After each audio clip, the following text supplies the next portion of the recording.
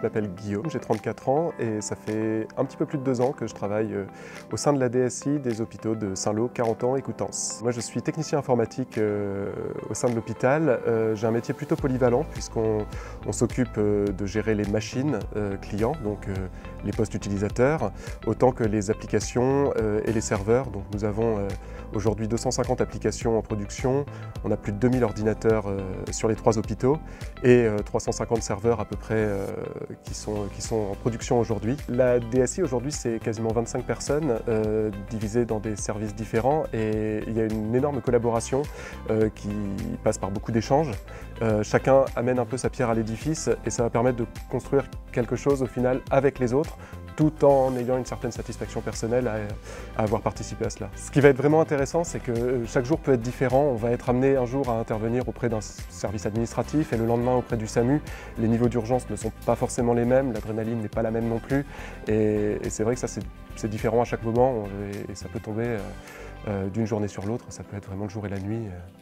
Selon là où on intervient. Aujourd'hui, la DSI, elle traite à peu près 18 000 interventions par an, ce qui sont autant des incidents que des demandes, donc soit un problème qui arrive, soit un besoin. Aujourd'hui, quelque chose qui fait beaucoup la une des journaux, c'est le risque de cyberattaque et les hôpitaux français sont relativement ciblés par ce type de danger. Aujourd'hui, effectivement, c'est quelque chose qui nous préoccupe énormément. Tout est mis en place pour pouvoir faire en sorte que si cela nous arrivait, nous puissions contrer cela rapidement et surtout que les professionnels ne se retrouvent pas sans rien.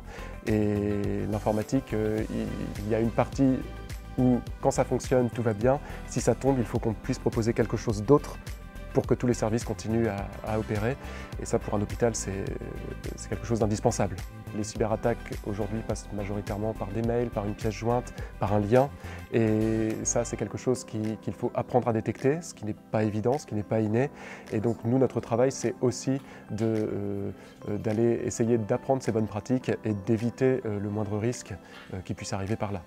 Ce que la sphère hospitalière amène en plus, c'est l'idée de rendre vraiment service et de se sentir utile, puisque finalement c'est travailler au sein d'un hôpital.